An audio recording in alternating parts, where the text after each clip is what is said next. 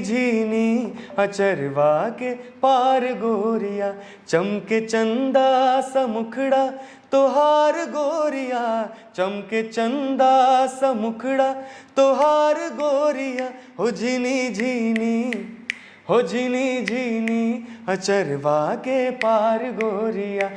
नजरों ने की सच कह रहा तेरी कसम। तो किस तरह से आपके जो बैंड के जो चार्जेस हैं, मिनिमम रिक्वायरमेंट क्या है, मैक्सिमम रिक्वायरमेंट क्या है? आप इस कम्युनिटी से हैं, कंसर्ट और बैंड आपकी है फॉर्म, तो वो किस तरह से होती है, चार्जेस क्या होते हैं? क्योंकि बहुत सारे लोग का सवाल होगा, तो एक अप्रॉक्स मुझे बताना चाहेंगे आप, अगर कोई प्रॉब्लम ना हो तो?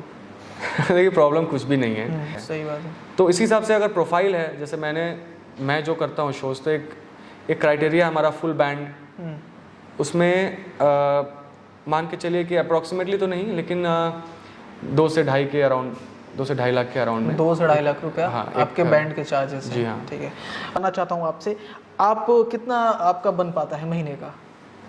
क्योंकि देखिए, एक किसी से नहीं पूछना चाहिए, लेकिन हमारे यूथ इस चीज़ को इंस्पायर करते हैं, क्योंकि आपको देखकर भी कितने लोग इस वीडियो से देखकर इंस्पायर हो रहे होंगे कि रवि भैया जो हैं हमारे शहर से निकले हैं, इतना बेहतर काम कर रहे हैं और इतनी अच्छी इनकम कर रहे हैं और वो लाइफ में बहुत तेज़ी से आगे बढ़ रहे हैं। तो हो सकता है कि वो इंस्पिरेशन का कारण बने ये भी।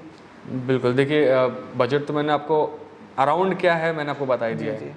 फ्रीक्वेंसी मैं आपको बता सकता हूँ कि महीने के 3-4 शोज़ तो आ ही जाते हैं। ओके।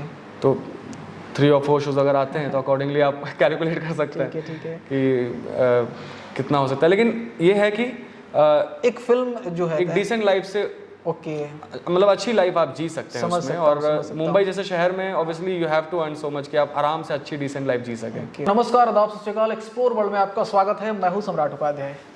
जितने भी एक्सप्लोर वर्ल्ड के व्यूअर हैं, मैं उनका अभिनंदन करता हूं, स्वागत करता हूं। जैसा आप सभी जानते हो कि मेरे वीडियो पे मैं एंटरप्रेन्योर, स्टार्टअप फाउंडर या जो अपने फील्ड में बेहतर कर रहे हैं, मैं उनको इन्वाइट करता हूँ, आपके सामने लाता हूँ और उनको एक्सप्लोर, उनके टैलेंट को एक्सप्लोर करता हूँ। हमारे साथ मौजूद हैं बिहार से निकले एक बेहतरीन प्लेबैक सिंगर जिनका नाम है रवि मिश्रा। रवि मिश्रा भैया, स्वागत है। Thank you so much for having मी सम्राट जी। आज मैं रवि मिश्रा से बात करूंगा। ये बॉलीवुड में बहुत अच्छा काम कर रहे हैं और बहुत अच्छे अच्छे गाने प्रोड्यूस कर रहे हैं। साथ साथ इनके बॉलीवुड में जो बहुत बड़े कंसर्ट होते हैं उनमें इनकी शिरकत होने लगी है। और अच्छी बात यह है कि ये बिहार से हैं। लोग कहते हैं बिहार में काबा, ये आपको बता दूं कि ये बिहार से हैं। इनकी एजुकेशन बिहार में हुई है। बिल्कुल। और ये अभी करेंटली बॉम्बे में काम कर रहे हैं। रवि भैया जी, अपनी जर्नी के बारे में बताएं। देखिए जर्नी मेरी शुरू होती है बनारस से, क्योंकि मैं बनारस में बॉर्न हुआ था और उसके बाद मेरी पूरी फैमिली जो है वो कलाकारों की है। एक म्यूज़िकल फैमिली से मैं बिलोंग करता हूँ, जहाँ मेरे पापा भी एक कथक डांस के आर्टिस्ट हैं, कथक डांसर हैं और पंडित बिरजू महाराज जी के शिष्य हैं, स्टूडेंट रह चुके हैं। और पापा की जो जॉब थी वो यहाँ भारतीय कला मंदिर में थी, फ्रेजर रोड में। और शुरू से ही एक माहौल रहा है म्यूज़िकल का, और शुरू से ही मैं देखता आया हूँ कि पापा कैसे स्टेज पे परफॉर्म कर रहे हैं और कैसे लोग अप्रिशिएट करते हैं। तो वहाँ से एक इंटरेस्ट आ गया था कि you know I can become a singer और समथिंग इन म्यूज़िक फील्ड। अच्छा। और बाकी पढ़ाई जितनी भी हुई है मेरी पटना में, I been brought up in Patna. और 10th तक की पढ़ाई मैंने यहीं कांग्रेस मैदान क्राइस्ट चर्च हाई स्कूल से किया है। अच्छा। और बाकी ग्रेजुएशन पटना यूनिवर्सिटी, तो प्रॉपर बिहार का ही हूँ मैं। और बस यही स्कूल लाइफ से फिर धीरे धीरे यू नो एक्टिविटीज़ पीरियड होते हैं हमारे स्कूल्स में यहाँ पे। तो हर फ्राइडे को हमारे स्कूल में आई रिमेंबर एक्टिविटी होती थी और वहाँ पे debate, singing competition, dance competition. तो हर सिंगिंग कंपटीशन में जब भी मैं गाता था तो मुझे काफ़ी यू नो अप्रिशिएशन मिलता था। लोग अच्छा कमेंट देते थे कि आप अच्छा गाते हो, वी रियली लाइक यू। तो वहाँ से एक मैंने डिसीजन किया कि I think this is something which I want to do in life. और वहीं से ये फैसला किया कि फिर सिंगर बनना है, बॉलीवुड जाना है, मुंबई में जाके काम करना है। ओके। तो ये ट्रेनिंग जो है आपकी, संगीत की जो ट्रेनिंग है, वो कहाँ से स्टार्ट हुई थी? पटना से? देखिए ट्रेनिंग एक्चुअली फैमिली में ही म्यूज़िक है। तो एक कहते हैं ना कि खून में ही म्यूज़िक होना। तो I am very very thankful कि मैं ऐसे फैमिली से आता हूँ जहाँ पे यू नो आपके पिताजी आर्टिस्ट हैं, आपके बड़े पापा आर्टिस्ट हैं, तो पहले से ही म्यूज़िक मेरे अंदर था और गायकी वगैरह सब कुछ मैं पहले से ही बचपन से ही कर रहा था। मैं शुरू में गज़ल्स गाता था, तो उसके बाद काफ़ी सारे अलग अलग जॉनरास के सॉन्ग्स मैंने शुरू किए गाना, तो एक हमेशा से रहा है मेरे अंदर। ये कब की बात है? ये आई थिंक जब मैं क्लास 6 या 7 में रहा, तो उस समय से मेरे अंदर था, मैं गाता था। जब भी लोग आते थे तो मैं गा के सुनाता था। कोई अगर बोल रहा है कि 2 लाइन सुनाओ, तो वहाँ गाना, फिर तारीफ मिलना, तो धीरे धीरे स्ट्रांग होता गया। और क्लासिकली मैंने ट्रेनिंग लेनी शुरू की काफ़ी टाइम के बाद, क्योंकि क्या बोलते हैं कि आप में टैलेंट हो, ठीक है ये चीज़, लेकिन उसको इम्प्रूव करने के लिए आपको प्रॉपर रास्ता एक होना चाहिए। एंड क्लासिकल फैमिली से आता हूँ, तो मेरे पापा ने मुझे सजेस्ट किया कि तुम्हें क्लासिकल सीखना चाहिए, क्योंकि क्लासिकल आजकल के लोगों को मैं ये भी बोलना चाहता हूँ कि आपको सिंगर बनना है, ठीक है, आप गॉड गिफ्टेड सिंगर हैं, ठीक है, लेकिन आपका जो बेस है ना वो क्लासिकल से ही आता है। अगर क्लासिकल ही आपका वीक है तो आप मे बी एक जॉनरा में सही हो, एक तरीके के सॉन्ग्स अच्छा गाते हो, लेकिन आप सारे सॉन्ग्स में अच्छे नहीं हो सकते। राइट। तो इस तरह से फिर मैंने सीखना शुरू किया। यहीं भारतीय कला मंदिर में डॉक्टर रेखा दास जी से मैंने सीखना शुरू किया, जो मेरे पापा की कलीग भी हैं। और उसके बाद मैंने एडवांस जो ट्रेनिंग होती है उसके लिए मैंने अपने बड़े पापा के पास सीखना शुरू किया, जो कि इंडिया के one of the renowned classical vocalist हैं, पद्म विभूषण पंडित छन्नूलाल मिश्रा जी। तो उनसे फिर मैंने सीखना शुरू किया, और उसके बाद फिर मैं मुंबई शिफ्ट हो गया बॉलीवुड प्लेबैक के लिए। बॉम्बे की जर्नी कैसी रही, और बॉम्बे का जो शुरुआती दौर रहा आपके काम का वो कैसा रहा? क्योंकि जो भी लोग यहाँ से सिंगर बिहार से या फिर किसी भी राज्य से जाते हैं, एक हर्डल होता है उनके बीच की क्या होगा, कैसे सर्वाइवल होगा, मुझे काम मिलेगा नहीं मिलेगा, तो इसके बारे में चर्चा होना बहुत ज़रूरी है। बिल्कुल। हाँ, इसके बारे में बताइए थोड़ी बात। देखिए, एक छोटे शहर से जब आप निकलते हो तो वहीं पे पहली बात तो आप जीत जाते हो, क्योंकि जब आप बड़ा सपना देख रहे हो ना, तो कहीं ना कहीं कभी ना कभी वो पूरा होता है, अगर आप रियल वे में जेन्युइन तरीके से मेहनत कर रहे हो उस चीज़ को पाने के लिए। और जब मैं भी शिफ्ट हुआ 2014 में, नवंबर 2014 में मैं मुंबई शिफ्ट हुआ था, और मतलब मेरा ये था कि कुछ अपने दम पे करना है, कुछ तो अपने मेहनत पे करना है, अपने मेरिट पे करना है, और बिल्कुल ब्लैंक था मेरे लिए। ट्रस्ट मी, मुझे बिल्कुल भी नहीं पता था किस कंपोज़र का स्टूडियो कहाँ पे है, कहाँ पे मुझे, कौन से दरवाजे पे मुझे खटखटाना है कि मैं सिंगर हूँ सर, मुझे चांस दीजिए, मेरी आवाज़ सुनिए। ऐसा कुछ भी नहीं था। और इस तरह से ही चलता रहा। अराउंड 3 इयर्स मुझे लगे लोगों से मिलने में, सिर्फ जान पहचान बनाने में 3 साल मुझे लगे। और थैंकफुली मुझे एक दिन one of the legendary composers of Bollywood, Shankar एहसान लॉय, जो कि बहुत ही काइंड थे मेरी तरफ, बहुत ही प्यार से उन्होंने मुझे वो मिले, और मेरी गायकी को सुन के उन्होंने मुझे अपना एक हिस्सा बनाया, शंकर एहसान लॉय टीम का हिस्सा बनाया, और धीरे धीरे वहाँ से फिर जर्नी शुरू हुई। अच्छा, अभी आपके जो भी सॉन्ग आए हुए हैं उनमें सबसे फेमस कौन सा रहा अभी तक? देखिए, ऑडियंस का सपोर्ट और प्यार तो बहुत ही मिला है, सारे ही सॉन्ग्स को ऑलमोस्ट मिला है, क्योंकि जो भी फिल्म्स किए हैं बाय गॉड्स ग्रेस, अच्छे फिल्म्स में ही आवाज़ दी है अभी तक। अच्छा, कौन कौन सी फिल्में की हैं, थोड़ा इसकी चर्चा हो जाए। देखिए, अभी तक की सबसे बड़ी फिल्म साहो रही है। अच्छा, जो कि बाहुबली स्टार प्रभास स्टारर थी और श्रद्धा कपूर थी उसमें। तो साहो में मैंने शंकर एहसान लॉय के लिए ही एक सॉन्ग गाया था, baby won't you tell me. उसके बाद बहुत सारे और अपॉर्चुनिटीज़ दिए शंकर एहसान लॉय ने, जैसे कि मणिकर्णिका में राजा जी सॉन्ग, वो मैंने गाया है, मैंने और प्रतिभा सिंह बघेल ने। क्या बात है सर। और उसके बाद बंदिश बैंडिट्स एक बहुत पॉपुलर वेब सीरीज़ आई थी अमेजॉन प्राइम पे, तो उसमें भी बहुत सारे एपिसोड्स में मुझे आवाज़ देने का मौका मिला। फिर अभी रिसेंट में एक बहुत ही प्यारा सॉन्ग आया है, डॉक्टर अरोड़ा वेब सीरीज़ है। हाँ, डॉक्टर अरोड़ा, जो इम्तियाज़ अली जी की डायरेक्शन में है। तो उसमें एक सॉन्ग है बेवफा माशुका, जो मैंने गाया है, और सनी एमआर जो कंपोज़र हैं उस गाने के, और इरशाद कामिल जी ने लिखा है वो। क्या बात है, क्या बात। तो फिलहाल तो ये सब हैं। और सुना है मैंने कि आप कंसर्ट भी बहुत तेज़ी से कर रहे हैं जी। तो ये कंसर्ट का एक्चुअली क्या होता है कि बिहार से जो सिंगर या फिर किसी भी राज्य से, यूपी से हो या फिर एमपी से हो, कोई भी सिंगर जाता है बॉम्बे में, तो हर्डल ये भी रहता है कि मुझे अगर फिल्में नहीं मिल रही हैं, तो एक सिंगर को क्या क्या ऑप्शन और हो सकता है? मेरे नज़र से कंसर्ट भी एक बेहतरीन ऑप्शन है उनके लिए। फ्रीलांसर्स बहुत सारे बैंड टीम्स में लोग काम कर रहे हैं, इसका क्या पैरामीटर है, थोड़ा इसके बारे में चर्चा की जाए। बिल्कुल, देखिए सिंगर की जो रियल इनकम होती है ना, वो कॉन्सर्ट लाइव शोज़ इसी से आती है। ओके। क्योंकि सिंगर को क्या होता है कि आपने कोई गाना गाया और पहली बात तो आपको मौका मिल रहा है, यही बहुत बड़ी बात है। किसी बड़े कंपोज़र का ट्रस्ट है आप पे, वो आपको चांस दे रहे हैं, तो वहीं पे आपने कुछ अचीव कर लिया, आप जीत गए वहीं पे। तो आप प्लेबैक से इतना मत आशा रखिए कि आप उस पर मत डिपेंड कीजिए कि आपको वहाँ से इनकम करना है। क्योंकि सिंगर का मेन फील्ड जो होता है वो live shows, concerts, wedding shows भी आप कह सकते हैं। बहुत सारे बड़े बड़े वेडिंग शोज़ होते हैं, तो वहाँ से होता है। ओके। आप अभी करंटली आपका रहना पूरा मुंबई में होता है। जी। बॉम्बे से बिहार जो आते हैं आप, तो बिहार में भी तो शो करना चाहिए। आप बिहार से हैं, तो क्यों नहीं आप बिहार को एक अपना जोनर बनाना चाहते हैं? बिल्कुल, मैं तो बिहार को हर जगह रिप्रेजेंट करता हूँ अपने थ्रू। जहाँ भी कोशिश करता हूँ, मतलब जहाँ भी जाता हूँ कोशिश करता हूँ कि मैं जो भी काम करूँ उसमें बिहार का नाम भी हो। और मेरे बिहार के लोग मुझ पे प्राउड फील करें कि ये हमारा रवि मिश्रा है, हमारे जगह से आता है। राइट। और शो मैं यहाँ करना चाहता हूँ और उस पर मैं काम भी कर रहा हूँ कि नए लोगों से मिलूँ, यहाँ के इवेंट मैनेजर्स जो भी हैं उनसे भी मिलूँ, और नंबर ऑफ़ शोज़ यहाँ पे भी बिहार में भी बार बार आने का मौका मिले।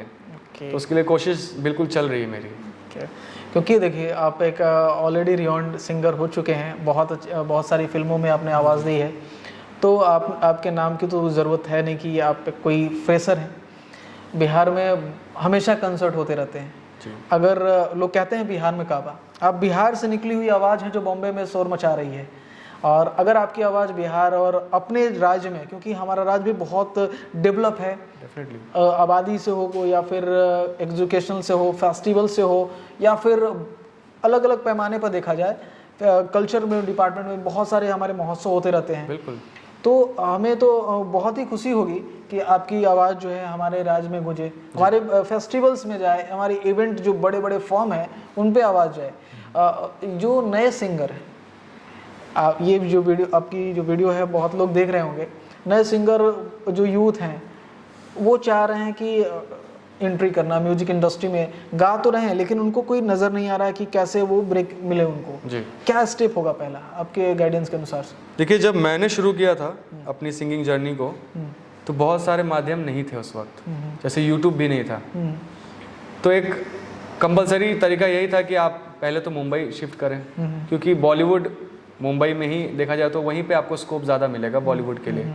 लेकिन अब क्या है कि यूट्यूब है, बहुत सारे अलग अलग इंस्टाग्राम है, बहुत सारे अलग अलग प्लेटफॉर्म्स है जहाँ पे आप अपनी कला का प्रदर्शन कर सकते हैं। आप घर बैठ के एक गिटार पे एक वीडियो रिकॉर्ड कर सकते हैं और वहाँ से आप लोगों से इंटरेक्ट कर सकते हैं, कनेक्ट कर सकते हैं। तो ये चीज़ तो ऑलरेडी है ही।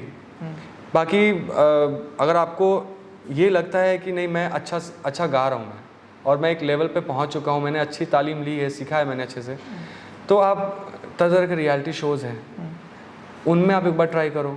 उससे क्या होगा कि आप एनालाइज कर पाओगे कि मैं किस लेवल पे हूँ, मैं किस स्तर पे हूँ और मैं बाकी के कंपैरिजन में कहाँ खड़ा हूँ। अगर आपको लगता है कि नहीं सामने वाला कुछ अलग गा रहा है मुझसे, उसने कुछ ज़्यादा सीखा है, तो पहले आप उस चीज़ पे काम करें, अपने टैलेंट को इम्प्रूव करें। और बाकी देखिए, टैलेंट अगर अच्छा होता है ना, तो आज नहीं तो कल कोई ना कोई अच्छा इंसान मिल ही जाता है जो आपको आगे एक हाथ पकड़ के आगे बढ़ा देता है। बिल्कुल बिल्कुल। जैसे मेरी लाइफ में शंकर एहसान लॉय आए थे, जिन्होंने एक न्यू कमर यंग सिंगर पे इतना ट्रस्ट किया, और उसके टैलेंट में कुछ बात दिखी होगी शायद जो उन्होंने इतना सपोर्ट किया। बिल्कुल। तो वही बात है कि आपको कोई ना कोई अच्छे लोग मिलते जाएंगे, बस आपको काम करते रहना है, चाहे वो ऑनलाइन आप करें, चाहे आप मुंबई शिफ्ट करके करें। कंसिस्टेंसी बहुत ज़रूरी है। मैंने सुना है कि आपने एक बैंड टीम भी फॉर्म किया है जो बॉम्बे में बहुत अच्छा काम कर रही है। जी हाँ। बैंड टीम के बारे में थोड़ी चर्चा करें, क्योंकि आप बिहार से हैं तो हम लोग खुद चाहेंगे कि आपकी आवाज़ जो है हमारे राज्य में गूंजे। जी। कंसर्ट भी कर रहे हैं लगातार। ये बैंड टीम आपका किस तरह से काम करती है, और लोग अगर चाहें कि अगर आपको बुलाया जाए तो उसका क्या प्रोसीजर है, थोड़ी इसके बारे में चर्चा करें। जी हाँ, देखिए मैंने मेरा अपना खुद का एक लाइव बैंड है जिसे मैं रवि मिश्रा लाइव बुलाता हूँ। ओके। और इसी नाम से हम लोग शो भी करते हैं। और सिक्स मेंबर्स की बैंड है और मुझे लगता है कि बहुत ही अच्छे लेवल के आर्टिस्ट से मैं जुड़ पाया हूँ। ये मेरे लिए अच्छी बात है कि मेरे बैंड में सभी लोग डेडिकेटेड लोग हैं। कौन कौन लोग हैं, मतलब आई मीन कि क्या क्या आप इक्विपमेंट्स रखते हैं उस बैंड में, कॉम्बिनेशन क्या है इस बैंड का? देखिए 6 मेंबर्स का बैंड है जिसमें कि एक कीबोर्ड और electric guitarist, acoustic guitarist, percussionist हैं, ड्रमर हैं, बेस गिटारिस्ट हैं। तो ओवरऑल ऐसा बैंड है और you know we include female singers also as per the requirement. Male and female both का कॉम्बिनेशन आप हाँ, वी बिलीव कि क्लाइंट सबसे ऊपर होता है। अगर क्लाइंट खुश नहीं हो रहा है तो यू नो आप कितना भी अच्छा गाओ उसका कोई मतलब नहीं होता है। अगर क्लाइंट की रिक्वायरमेंट है कि हमें एक 6 पीस बैंड चाहिए, एक फीमेल सिंगर भी चाहिए, अगर वेडिंग है तो डेफिनेटली एक डुएट परफॉर्मेंस तो होना चाहिए। तो अलग अलग रिक्वायरमेंट्स के बेसिस पे हम लोग काम करते हैं। बहुत सारे लोगों के सवाल ये भी होंगे कि मैं जानता हूँ कमेंट सेक्शन में कि रवि मिश्रा बैंड को बुलाया जाए, तो किस तरह से आपके जो बैंड के जो चार्जेस हैं, मिनिमम रिक्वायरमेंट क्या है, मैक्सिमम रिक्वायरमेंट क्या है? आप इस कम्युनिटी से हैं, कंसर्ट और बैंड आपकी है फॉर्म, तो वो किस तरह से होती है, चार्जेस क्या होते हैं? क्योंकि बहुत सारे लोग का सवाल होगा, तो एक अप्रॉक्स मुझे बताना चाहेंगे आप, अगर कोई प्रॉब्लम ना हो तो? देखिए प्रॉब्लम कुछ भी नहीं है, क्योंकि क्या होता है किसी चीज़ को पाने के लिए आप जी तोड़ मेहनत करते हैं और मुझे जहाँ तक लगता है मैंने अपना 100% नहीं 500% दिया है इस चीज़ को अचीव करने के लिए और सबका आशीर्वाद है कि मैं एक मुकाम हासिल कर पाया हूँ। तो देखिए डिपेंड करता है कि बजट क्या है शो का।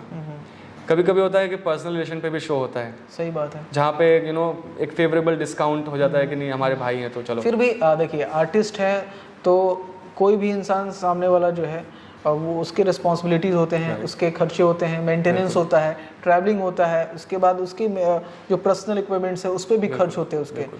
तो एक नॉर्मल जो बजट होता है बैंड का, वो एक नॉर्मल शुरुआत कहाँ से होती है? जैसे देखिए क्या होता है, अगर आपके पास प्रोफाइल है, अगर आप एक नॉर्मल सिंगर हैं, आप चांस की उम्मीद रख रहे हैं, अपॉर्चुनिटी खोज रहे हैं, तो उस वक्त आप सर्वाइव करने के लिए अगर आप शोज़ करते हैं तो कहीं ना कहीं आप बिलो 50,000 के अराउंड कमा सकते हैं आप इजीली। डिपेंड करता है कि आपकी नेटवर्किंग कैसी है। बहुत सारे ऐसे लोगों को मैं जानता हूँ जो क्लब शोज़ करते हैं, सिर्फ क्लब शोज़ करते हैं, लेकिन रोज़ का 10-12 हज़ार कमाते हैं। तो महीने का आप सोचिए अगर 20 शोज़ है तो आप कैलकुलेट कीजिए कितना हो गया, एक अच्छे जॉब प्रोफाइल की सैलरी जैसा होता है। सही बात है। तो इसी हिसाब से अगर प्रोफाइल है, जैसे मैं जो करता हूँ शोज़, तो एक क्राइटेरिया हमारा फुल बैंड, उसमें मान के चलिए कि अप्रॉक्सीमेटली तो नहीं लेकिन 2 से 2.5 के अराउंड, 2 से 2.5 लाख के अराउंड में 2 से 2.5 लाख रुपया आपके बैंड के चार्जेस हैं। जी हाँ, ठीक है। बहुत सारे जो सिंगर हैं एंटरप्रेन्योर बन के काम कर रहे हैं, फ्रीलांसर बन के काम कर रहे हैं इस फील्ड में, एक सिंगर कितना कमा सकता है शुरुआती दौर में, और वो एक्सपीरियंस होने पर वो कितना अर्न कर सकता है? लोग बोलते हैं कि किसी सिंगिंग फील्ड में भी है लिमिटेड है जो पैसा अर्निंग का है, क्योंकि मेरे जो ऑडियंस है ना यूथ है और यूथ सबसे ज़्यादा देखती है, स्टार्टअप रेवेन्यू से रिलेटेड होता है। तो मैं बेहिचक ये सवाल करता हूँ कि कोई भी फील्ड में स्कोप जो है ना वो अनलिमिटेड है, पैसे भी अनलिमिटेड हैं, लेकिन डिपेंड करता है एक्सपीरियंस क्या है, किस बैनर पे काम कर रहे हैं, कैसे काम कर रहे हैं। वही जानना चाहता हूँ आपसे, आप कितना आपका बन पाता है महीने का? क्योंकि देखिए एक किसी से नहीं पूछना चाहिए, लेकिन हमारे यूथ इस चीज़ को इंस्पायर करते हैं, क्योंकि आपको देखकर भी कितने लोग इस वीडियो से देखकर इंस्पायर हो रहे होंगे कि रवि भैया जो हैं हमारे शहर से निकले हैं, इतना बेहतर काम कर रहे हैं और इतनी अच्छी इनकम कर रहे हैं और वो लाइफ में बहुत तेज़ी से आगे बढ़ रहे हैं। तो हो सकता है कि वो इंस्पिरेशन का कारण बने ये भी। बिल्कुल, देखिए बजट तो मैंने आपको अराउंड क्या है मैंने आपको बता ही दिया है। फ्रिक्वेंसी मैं आपको बता सकता हूँ कि महीने के 3-4 शोज़ तो आ ही जाते हैं। ओके, तो 3 और 4 शोज़ अगर आते हैं तो अकॉर्डिंगली आप कैलकुलेट कर सकते हैं कि कितना हो सकता है। लेकिन ये है कि एक फिल्म जो है एक डिसेंट लाइफ से, ओके, मतलब अच्छी लाइफ आप जी सकते हैं उसमें। और मुंबई जैसे शहर में obviously you have to earn so much कि आप आराम से अच्छी डिसेंट लाइफ जी सकें। ओके। जब एक सिंगर बॉम्बे में फिल्में करने लगता है, उसकी जो अर्निंग है नॉर्मल जो कंसर्ट या इवेंट कर रहे थे उससे थोड़ी सी वो लेवल अप हो जाता है। राइट, एक प्रोफाइल हो जाती है, एक प्रोफाइल हो जाता है। नॉर्मल जो फिल्म करता है उसकी बजट क्या होती है एक सिंगर के लिए? मैं आपकी बजट नहीं पूछ रहा हूँ, बार बार पूछना अच्छा नहीं लगता है, लेकिन ये यूथ भी जानना चाहता है, क्योंकि जब एक प्रोफाइल हो जाता है, एक्सपीरियंस हो जाता है, तो बंदा अपने आप को एक्सप्लोर करता है, उस जगह पे ले जाता है, क्या होता होगा? ये प्रोफाइल वाले के लिए बताना है मुझे? एक्सपीरियंस बंदे, Experience जब बंदे के लिए। आपको फिल्म मिलती है तभी। देखिए जब तक आप प्लेबैक सिंगर नहीं होते हैं तो उस वक्त क्या होता है कि आपका सिर्फ एक फोकस होना चाहिए कि लगे रहना है, डट के काम करना है, और साथ ही साथ जो खर्चे आ रहे हैं, एक्सपेंडिचर्स हैं, उसको कहीं ना कहीं से क्लब शोज, वेडिंग शोज, जो भी शुरू में तो जो भी काम मिलता है, आप बजट के लिए आप बोल नहीं सकते कि I will charge 1 lakh rupees only then I will come to perform. Okay okay, आप नहीं बोल सकते क्योंकि आपके पास चॉइस ही नहीं होती है। आपके पास चॉइस कब आती है? जब आपने अच्छा काम किया, आप एक्सपीरियंसड हैं, और आप तब बोल सकते हैं कि भाई मैंने ये किया है और मैं इस बजट में ही आता हूँ, मैं 3 लाख लेता हूँ, मैं 5 लाख लेता हूँ, तभी मैं आ पाऊँगा, नहीं तो मैं नहीं आ पाऊँगा। तो ये चीज़ होता है। अब जैसे मैं अपनी बात नहीं कर रहा हूँ, जैसे बहुत एक्सपीरियंस लोग हैं, अब जैसे जो भी नामचीन लोगों को आप ले लीजिए आज की डेट में, तो अगर लेजेंडरी लेवल्स पे बात करें तो सोनू जी, अरिजीत सिंह, तो जुबिन नौटियाल आज के डेट में, तो इन लोगों के शोज़ कितने होते होंगे? महीने के कम से कम 7 to 8 शोज़ आराम से होते होंगे। ये अलग बात है कि रेस्ट भी देना होता है वॉइस को, तो बहुत लोग छोड़ते भी हैं शोज़ कि नहीं कर पाएंगे, एटलीस्ट 3 करेंगे बस। तो महीने के अगर 5 शोज़ भी हैं, पर शो अगर आप 25-35 लैक्स ले रहे हो, तो आप इजीली, मतलब आप देखो ना कहाँ महीने का आप कहाँ जा रहे हो, आप कैलकुलेट करो। पर शो अगर आप 25 लैक्स ले रहे हो, अगर बहुत पॉपुलर बंदा है कोई, तो वो एटलीस्ट 20 से 25 लाख तो इजीली चार्ज कर सकते हैं बेस्ड ऑन द प्रोफाइल। और महीने के अगर कुछ लोग तो हैं जो 20-20 शोज़ भी करते हैं, जो 15 शोज़ कर रहे हैं, पर शो आप 9 लाख 10 लाख चार्ज कर रहे हो, तो आप देखो आप कहाँ जा रही है इनकम। आप देख सकते हैं कि हमारे सिंगिंग फील्ड में भी इतना सारा पैसा है। डिपेंड करता है तब जब आप उस मुकाम पर पहुंचते हैं। किसी भी क्षेत्र में पैसों की कमी नहीं है और ना ही शोहरत की कमी है। कमी उस चीज़ की है जो आपके लगन की, पैसन की, जुनून की। अगर वो आप फुलफिल करते हैं, एक्सपोजर को, तब आपको किसी चीज़ की कमी नहीं होने वाली। वह आपके सवालों के सारे जवाब मिल चुके हैं, मैं ऐसा उम्मीद करता हूँ। रवि भैया, और सॉरी एक चीज़ मैं और ऐड करना चाहूँगा अपने दर्शकों को मोटिवेट करने के लिए, स्पेशली जो भी न्यू अपकमिंग टैलेंट्स हैं, कि देखिए पैसे की तो आप मत सोचिए शुरू में, आप सिर्फ सोचिए कि आप कैसे अच्छा काम और अच्छा नाम कमा सकते हैं। और ये जो मैं बता रहा हूँ आपको, ये तो सिर्फ लाइव शोज़ की बात है। प्लेबैक्स में भी आपको जब एक प्रोफाइल हो जाती है तो वहाँ पे भी सिंगर्स 1 लाख 2 लाख पर सॉन्ग, 3 घंटे रिकॉर्डिंग करते हैं, लोग चार्ज करते हैं, बड़े सिंगर्स करते हैं। और यही नहीं, लाइव शोज़ के अलावा एड इंडस्ट्री है, जहाँ पे आप जैसे एड्स गाते हैं, ड्रीम 11, IPL, बहुत सारे एड्स होते हैं, उसके बजट्स भी अलग होते हैं बेस्ड ऑन दी प्रोफाइल। अच्छा, म्यूजिक से एक सिंगर कितने कितने स्कोप खुलते हैं? म्यूज़िक से बहुत स्कोप है एक्चुअली। जैसे देखिए फिल्म सिंगिंग तो होता ही है, फिल्म सिंगिंग के बाद लाइव इंडस्ट्री होता है जहाँ पे कॉन्सर्ट्स, बिग शोज, इवेंट्स, ये सब होते हैं। इसके अलावा एड इंडस्ट्री होती है, जैसे रियलमी, अलग अलग जो कंपनीज हैं, वो आपको हायर करते हैं कि हमें ये सिंगर चाहिए, इनकी आवाज़ चाहिए, इनकी आवाज़ अच्छी लगती है, तो इन्हें बुलाइए। और यही नहीं, ये तो सिर्फ एक लैंग्वेज की बात है, हर लैंग्वेज में भी डब होता है गाना। जैसे एक सॉन्ग मान लीजिए मैंने कोई ऐड गाया हिंदी, किसी को पसंद आ गया कि नहीं बहुत अच्छा गाया आपने, हमारे 5 और ऐड्स हैं, बंगाली, पंजाबी, कन्नड़, मलयालम, तेलुगु, आप वो भी कर लीजिए। तो आपके स्कोप बहुत ज़्यादा है। ये सिर्फ बॉलीवुड की बात कर रहा हूँ, इसके बाद तेलुगु इंडस्ट्री, साउथ में फिल्म इंडस्ट्री है, अपनी यहाँ की भोजपुरी इंडस्ट्री है, बहुत स्कोप है, वास्ट स्कोप है, बहुत स्कोप। बस ये कि आपकी नेटवर्किंग कैसी है, आपका काम कितना अच्छा है, आपकी प्रोफाइल क्या है, वो सब तो ठीक है भैया। इतनी सारी चीज़ें, एक्सपीरियंस, बहुत सारी चीज़ें आपने बताया। यूथ और जो भी हमारे ऑडियंस है, अब मुझे लगता है कि अब कोई क्वारी नहीं रह गई होगी सारी चीज़ों को सुनने के बाद। लेकिन अब उम्मीद करते हैं कि रवि भैया की आवाज़ भी सब कुछ सुनने के लिए बेताब हो रहे होंगे। बिहार से हैं, बिल्कुल। सबसे पहले स्टार्ट करते हैं हमारे, कोई भी फोक आपका जो है, जो कि भोजपुरी में हो, कोई जो आपका फेवरेट सॉन्ग हो। देखिए ये गाना मैंने अपने पापा से सीखा था, क्योंकि सिंगिंग जर्नी जो है वो बिहार से ही शुरू हुई है, और यहीं के लोकल कॉम्पिटिशन्स में पार्टिसिपेट करते करते करते मैंने भी उसको स्टेप बाय स्टेप सीखा है। तो ये गाना मैंने पापा से बहुत सालों पहले सीखा था, तो थोड़ा सा मैं गाता हूँ। हाँ, बिल्कुल।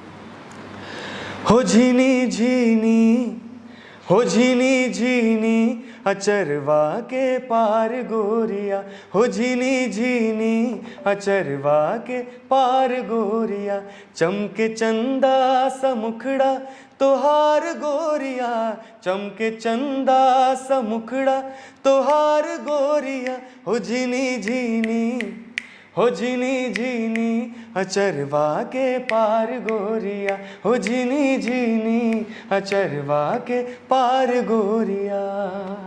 कमाल का भैया। Thank you.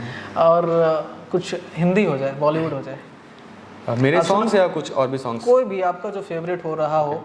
और सुना है कि आप अलग अलग लैंग्वेज में भी गाते हैं। जी हाँ, मैं गाता हूँ। थोड़ा थोड़ा एक एक लाइन, दो लाइन मैं चाहूँगा, क्योंकि आपकी जो आवाज़ है ना बहुत ही अलग है। ऐसा लगता है ना कि पूरा जो ट्रेंड बंदा होता है उसके सुर पे इतनी कंट्रोल है कि मुझे कितना पकड़ना है, कितना छोड़ना है, वैसे ही आपकी आवाज़ है, कुछ अलग ही फील करा रही है। Thank you. मैं चाह रहा हूँ कि कुछ कुछ आप और गुनगुनाएं, ताकि हमारे जो ऑडियंस है ना आप इस वीडियो को देखकर मोटिवेट हो, और जो लोग चाहते हैं म्यूज़िक में आना वो कह रहा तेरी कसम, तेरे बिन अब न लेंगे एक भी दम, तुझे कितना चाहने लगे हम, तेरे साथ हो जाएंगे खत्म, तुझे कितना चाहने लगे हम, चाहने लगे हम। क्या बात है भैया, वंडरफुल। और कुछ भैया अलग? मैंने एक बिहार के लिए ही छठ पर्व जो हमारा होता है उसके लिए मैंने एक गाना बनाया था, अपने YouTube चैनल के लिए ही बनाया था। और मैं चाहूँगा कि हमारे इस माध्यम से, आपके चैनल के माध्यम से बिहार के लोगों को पता चले कि ऐसा एक गाना मैंने स्पेशली उनको डेडिकेट करके बनाया है। बिल्कुल बिल्कुल बिल्कुल। तो गाने का नाम है छठी मैया होइए सहाय, और थोड़ा सा मैं ट्राई करता हूँ। सुना दीनानाथ, सुना छठी मैया, मांगिली तोहरा से ज्ञान, न जानी हम जप तप, जानी नाही पूजा, जानी नाही जोग ध्यान, हम हो दुखिया बेहाल, नाही कोई सुने मोर हाल, जिंदगी मोर अधर कहाँ जाए, छठी मैया होई हे सहाय, दीनानाथ होई हे सहाय। क्या बात है, बहुत अच्छे। तो ये अभी आप देख रहे थे रवि मिश्रा को, बताने की ज़रूरत है नहीं कि अब इनकी आवाज़ कैसी लगी या आप कमेंट सेक्शन में बताएंगे, मैं क्या बताऊं।